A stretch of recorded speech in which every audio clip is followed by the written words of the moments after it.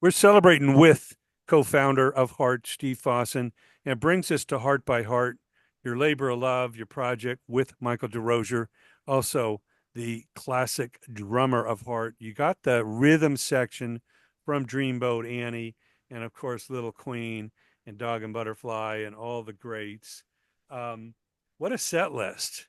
I mean, you guys have a ball, I'm sure, and like you say, the fans are just gushing. They're like, "Oh my God, these are my favorite albums. These are my favorite songs," and Heart continues to this day and has a tour plan for next year. But you guys are bringing the classics and had lived it in real time, helping to promote, Dreamboat Annie and Lil Queen. What joy is it to see people smile and come up and tell you their stories like, I graduated, I fell in love to this song. I had my baby to this one. You know, I'm bringing my kids to the show because Yeah. they hear my music and they Yeah. say our music was better than this new music.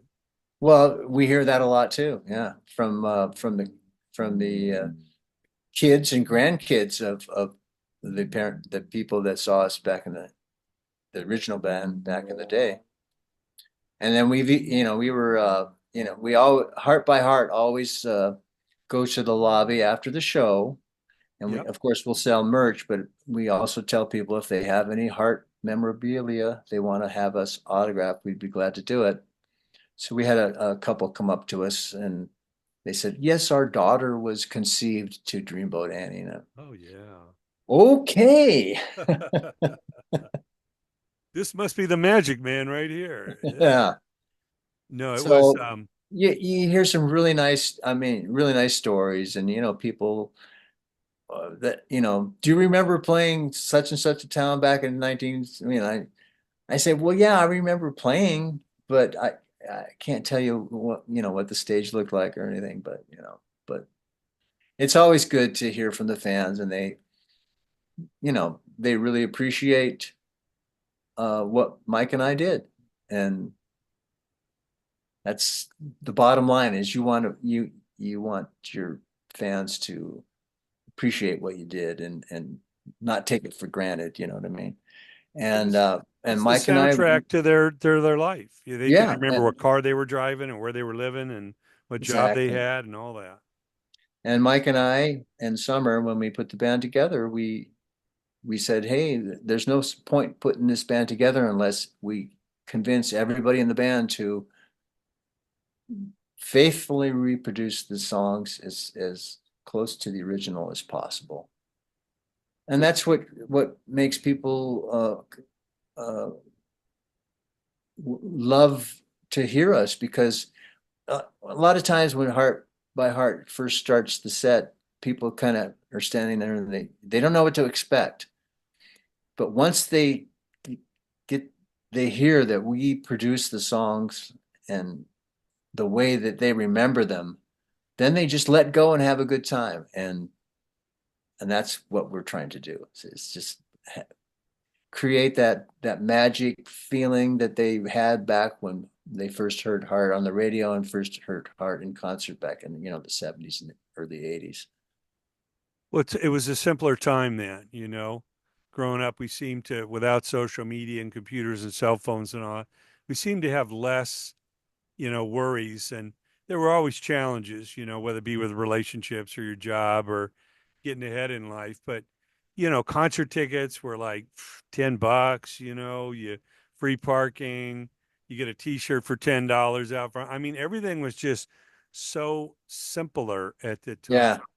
Well, And you know, people reminisce and really want to recall those moments. we had people like come up to us back in the day and they say, hey, the ticket to come to the concert tonight was $7.50. Last year it was 5. What happened? It's like, well, Go, I don't know. go You ask the can't get, promoter. I think the rent went up and yeah, advertising went up, and you can't get a hamburger for $7.50 nowadays. no, they want to charge you $50 to park at the Forum. Forget about getting a ticket to get in the show. Yeah, there you go. Yeah. It's incredible. But Well, yeah, everything is institutionalized. Like football games, music concerts, sports events are all institutionalized. So everybody knows when to cheer, when to clap, when to raise the light on your phone and all that kind of stuff. And back then it was all new. It was all everything was every night was different. Spontaneity. Spontaneity, yeah. But now it's all institutionalized. So I mean I'm not complaining. It's all good. I love it, but uh I miss the days when it was when things were everything was brand new, you It know. was. It was simpler. And talk And about the bond with your good friend and bandmate Michael DeRosier. You guys have been playing forever now, starting in Vancouver. And what is it about you two that has brought you together and you're a really strong bond and you're the team to deliver these renditions of the classics to these faithful well, listeners? when Mike and I first met, we had a different drummer and we talked, but we knew we were gonna, this other drummer was on his way out because he wanted to do other things. And so Mike and I just talked about our philosophy as far as bass and drums went. And we, you know, and we agreed on a lot of things and we've stuck to that agreement all these years. And I try to compliment him and he compliments me, and then our parts, we try to compliment the guitar parts and the keyboard parts and the vocals. And,